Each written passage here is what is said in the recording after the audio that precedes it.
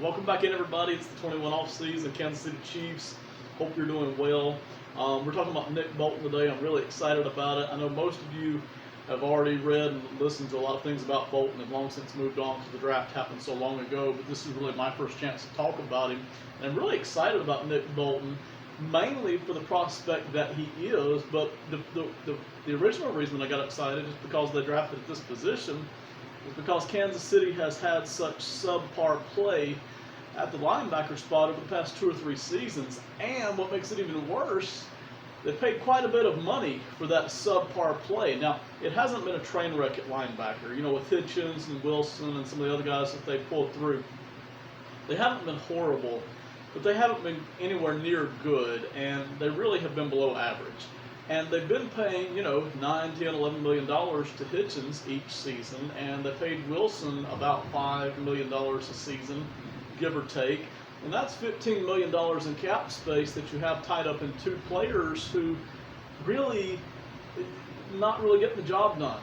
Again, they're not horrible, that they rack up a lot of tackles. They're kind of like the cleanup crew after the wreck and the carnage has happened. They have not been good in pass coverage. They've not been good at stopping the run. They have not been good at getting to the quarterback. That's been almost non-existent. Just no real skill to offer. Reasonably balanced linebackers, but kind of below average in each of those areas. So the tackling has been pretty decent, and that's been about it. They're just kind of a cleanup crew. So to get away from that $15 million cap space usage per season and to go to a guy like Bolton, who's going to be $1 million to $1.5 million, and then you line him up alongside of Willie Gay, who I think, and again, this is just projection, limited snap count for Willie Gay last year. I think Gay looks like your long-term starter for as long as you feel like you can afford him when he gets off of that rookie contract. I think he's a guy who could probably, looks like he could rack up a couple of Pro Bowls, legit earned Pro Bowls before his time is done in the NFL. Really like Willie Gay. He looks comfortable. That's a projection, but if you have Bolton and Gay as your starting linebackers for the next 3 or 4 seasons, and you're only paying them $3 million a season put together, you can take that $12 million in cap space each season that you were paying Hitchens and Wilson, and you can use it in other spots. And if you feel like maybe you need an experienced linebacker to back up these 2 younger guys, or just to be in the rotation, you can spend about $3 to $5 million in cap space and solidify that position and still come out way ahead financially. And that's even if Gay and Bolton here are no better than Hitchens and Wilson. And I think they project to be a good bit better than what we've seen out of Hitchens and Wilson the past couple of seasons. Now, of course, Wilson is gone. Hitchens is here for another season. I assume he'll be gone in the 22 off season. I don't think Bolton's going to be your starter this year. I think Gay could be the starter pretty easily. I figured Bolton just kind of works his way onto the field slowly this year. But I do think by 2022, you could have Willie Gay and Nick Bolton starting alongside each other. I'm not so dead set on Bolton being a Pro Bowl kind of a player over the years, but I think Gay certainly could be. Let's talk about Nick Bolton today and go through that. I'm going to go through each of his grades, and I'll also mix in how that might look on the field as well. Football IQ from Nick Bolton really stands out. Really, it just really jumps. And here's why. When you look at his draft measurables, that is how fast he is, how high he can jump, anything physical that they measure during the draft process, all of it kind of looks like a 5th round draft pick. And then you look at the film and you see Nick Bolton, and he's making big plays everywhere, and he's making smart plays, and he looks like a 2nd round draft pick. And then you look back at the draft measurables on paper or on your video, your phone, and you're like, you must have given me the wrong set of draft measurables because it doesn't line up. But what that shows is that he's a very smart football player. He is making up for his lack of speed, his lack of jumping ability, his lack of athleticism. He's not unathletic, he's not fast, but compared to other 2nd round draft picks and 1st round draft picks and other NFL players, Bolton's not particularly fast or particularly good jumper or particularly athletic or particularly anything. He's really athletically more like a 5th round draft pick. But he doesn't play like that. And what that means is his football IQ is very high. Now, it's not Ray Lewis high, okay? He doesn't have that kind of instincts. He doesn't have that kind of ability to process things quickly. But he's up there, all right? His football IQ, his ability to process things on the football field are exceptional, and he's making up for a little bit of a lack of athleticism from what you might normally see out of the second round, okay? Now, in terms of how many players are in the NFL and drafted overall, he fits right in athletically. He's not at a deficit, but certainly in a lot of these areas, he's not above average in terms of his actual just athletic draft measurables. His football IQ is probably his best feature. Probably I would grade that a B+, really, if I was going to get particular about it. The run stopping ability and his tackling, I kind of put those together. His tackling is good and solid. I would give that just a good solid B. And the same thing for his run stopping ability. You'll see him go, and if you were to watch the highlights, it's always a little bit dangerous to watch highlights, right? Anytime you do that, anytime you're looking at just a set of highlights, you're not getting the picture of the whole guy. What you're actually getting is what he looks like at his best in his finest moments, which is probably only about 1% of the time that he's actually playing. But when you were watching all the film, his run stopping ability is good. There are times where he breaks through the line of scrimmage and makes spectacular plays. Most of you have probably seen a couple of those plays when he was going up against Alabama. And his tackling ability is good and solid. He doesn't let many people get away once they're in his grip and once they're within his arm's reach. So B+, B average right here on the run stopping and on the tackling. Right here is where you get the deficit. And this is what separates, this is one of the two things I think that really separates great NFL players from players who either don't get to play at all or who are just average. It's the speed and the IQ. He's got the IQ down pat. He's got that in spades. What he doesn't have, and we'll talk more about this in a second, he doesn't have great speed, especially for a second-round draft pick. He's not particularly fast in straight line speed. He's not particularly fast in sideline-to-sideline speed. He doesn't have makeup speed or get-back speed. He does not have that. Now, he's not alone. There's a lot of players in the NFL who don't have that kind of speed. It does not keep them from playing in the NFL, and it does not keep them from being an above-average player. Bolton can be an above-average player because he's got the IQ. He's got some of the other stuff down. But if you're just looking at his speed, whether it's straight line or side to side, he does not have any kind of exceptional speed that's going to allow him to excel in the NFL. If he excels, and if he makes it, I think he will, it's going to be because of his IQ and because of his other abilities that he brings to the table.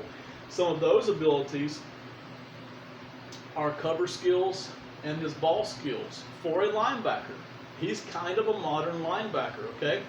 He's kind of a guy who can drop into zone coverage, and he's very comfortable. His coverage skills in being able to drop into a zone, especially when it's in the flat, and he's watching a running back in the flat, or he's got a tight end coming over to his side, or even sometimes if a wide receiver is flaring off into his side, he seems to be, at the college level, more than comfortable at dropping back into a zone and picking up whatever man passes through his zone and it getting close to that man. And his ball skills, that is his ability to go after the football if it's thrown in his direction and to actually catch it like a wide receiver would, he has good ball skills for a linebacker. So coverage skill-wise, even though he's not super fast, doesn't have that, coverage skill-wise, he has the ability to drop back into coverage, which he'll do a lot of in the NFL, particularly zone coverage, which he'll do a lot of it in the NFL, and passes thrown his way, he has a very good chance of getting his hands on those passes and of intercepting those passes. We saw it more than once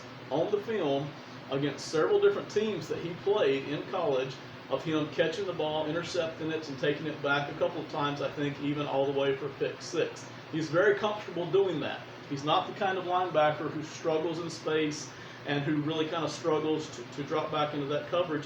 He's very comfortable doing that, and that means a lot here for Kansas City to draft a guy like that, because you want a guy who's solid against the run, which he is, and you want a guy who's solid against the pass, which he is. He can get to the quarterback as well. I didn't put that on here. I kind of included that in the speed. He can get to the quarterback as well, but he doesn't do as much of that. He's decent at that. His speed kind of limits him from doing as much of that, but his football IQ is what will allow him to make some plays on the quarterback as well. But where he really shines through is in coverage and then in the run stopping ability as well, and he can get to the quarterback some. He can do all of that a little bit, but the running and the coverage skills is where he really starts to separate himself as an NFL prospect. Now let's talk about what that actually looks like on the football field. If you could just kind of pretend this is the flat here for a second. This right here is in his straight line. He does very well, and most linebackers do. He does very well when he's going straight forward. If he's going after the quarterback, and we talked about that, he can do that some. When he's going straight forward, he can find his way through blockers and find his way through the line of scrimmage. We saw him do it against Alabama. Now, before I go any further with this right here, I want to talk about his Alabama game versus his Georgia game. It was the weirdest thing to see these two different games, the film from these two different games. When he played against Georgia, he kind of looked lost. He kind of looked confused. He looked flat-footed. He looked out of place. He looked like he was either sick that day, or he looked like he had been asked to do something by the coaches that day that he had never been asked to do before. He was not attacking the line of scrimmage. He was kind of playing back. A lot of the Georgia guys were kind of targeting him, and multiple times they were hitting him downfield during the play and blocking him. He kind of looked lost during the Georgia game. He really did not look like an NFL draft prospect. But when you looked at all the rest of his film, he looks like a second-round NFL draft pick. And the question can quickly become, well, does he struggle against great competition? Because he struggled against Georgia. He didn't look like himself. But then you look at the Alabama tape, and boom, he explodes. He's behind the line of scrimmage. He's getting the quarterback. He's chasing the quarterback all over the field. He's behind the line of scrimmage, exploding on the running backs. He's dropping back into pass coverage. He's very aggressive.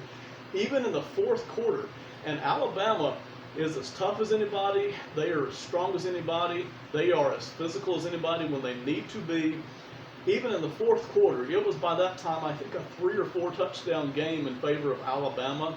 And you would think that the Missouri defense would be worn down, but he showed no signs of that. He was just as aggressive in the fourth quarter as he was in the first.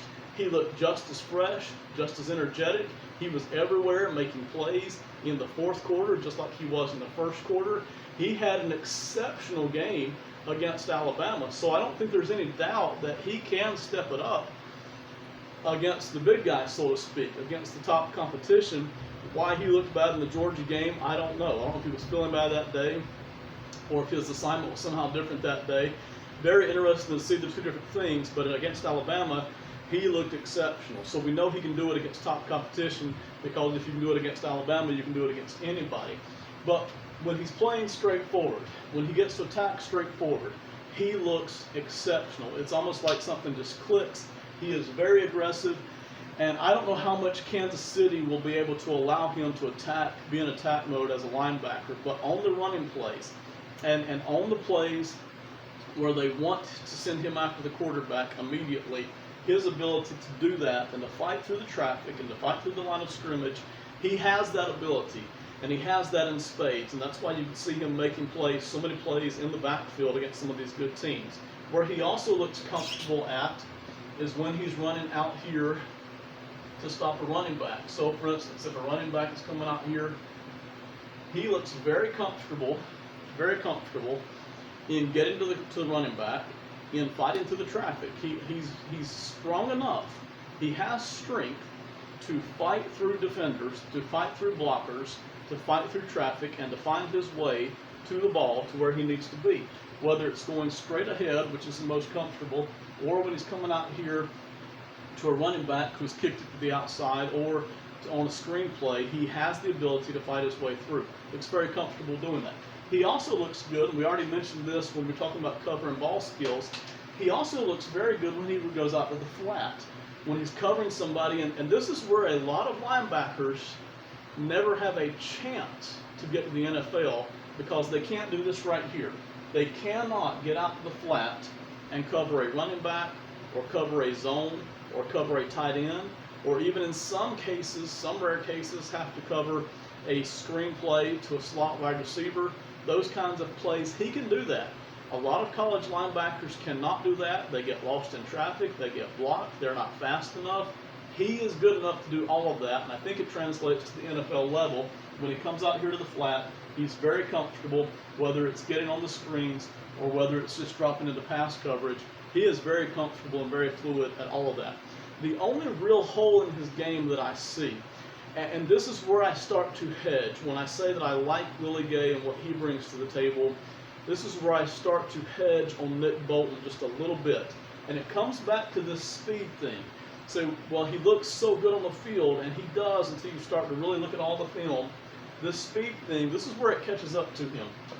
If this is his primary position, and he looks good in these three directions, when he is asked to go all the way, I'm sorry about the writing here, but if you'll just pretend all the writing isn't there, and this is the opposite flat, when he is asked to go all the way across the field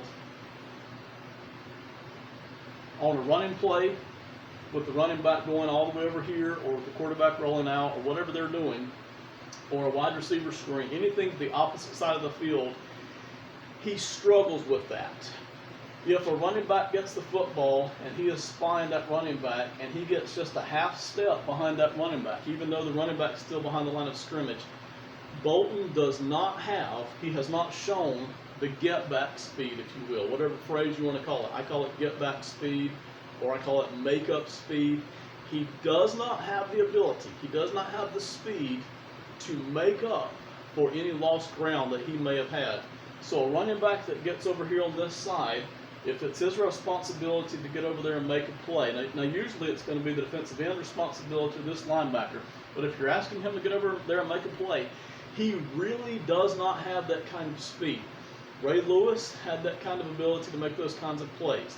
Lots of great linebackers do. Now, it's not fair to keep comparing Bolton to Ray Lewis, but just so you know the kind of abilities that we're talking about here, Bolton does not have the kind of speed to get all the way over here to the opposite hash mark and make plays. And where that's important as is if he's chasing a running back and trying to contain a running back who is kicking it out over here, if these offensive linemen right here can successfully block their men, if they can successfully block the defensive end, if they can block this linebacker here, if they can make those blocks, he's going to struggle at the NFL level to get all the way over here and make a play. He really just does not have that kind of speed. Unless, and this is where the football IQ starts to kick in, unless he reads that play right from the start. And by the way, lots of NFL linebackers don't have this. Hitchens and Wilson don't have this kind of speed. I'm not totally sure that Willie Gay has this kind of speed, okay? But Willie Gay, I think, is better in some other areas, better against the run for sure. But a lot of NFL linebackers don't have that kind of speed. But this is one area in which he will struggle. If you're asking him to come over here and make plays, if the opposing offense blocks all the men that they're supposed to block, that may be a problem for him to get all the way over across there and cover. Some NFL linebackers can make that play. Some of them have that kind of speed. Like White for Tampa Bay obviously has that kind of speed. He does not have that kind of speed, okay? So that's just something to keep in mind when you're asking yourself the question, how good can he really be? Because he looks good. Where does he struggle? This is where he struggles. He can also sometimes struggle, we saw this against Georgia, if he's going up against bigger guards who are making it to the second level. Now, he's good at fighting through traffic, but if there's a guard who has particularly targeted him, and it's a good guard in the NFL, he can get swallowed up. So those are the kind of the two things that might limit him from being, say, an all-pro kind of linebacker to maybe just a good, solid starter. I think he's going to be, maybe not this year, I think by 2022, he is going to be a very good starter for the Chiefs, especially when you put him together with Willie Gay, and especially if you find some other veteran to put in the mix there. I really, really like Nick Bolton on almost all of these levels. Just keep in mind that the speed level here is kind of down at the average, the fifth round kind of a level. Just keep that in mind when you're trying to decide where to put Bolton or how he might look in the NFL. Okay, thank you for listening. I think we've talked enough about Nick Bolton. We'll watch him as the season goes on. Hope you have a great one. Bye.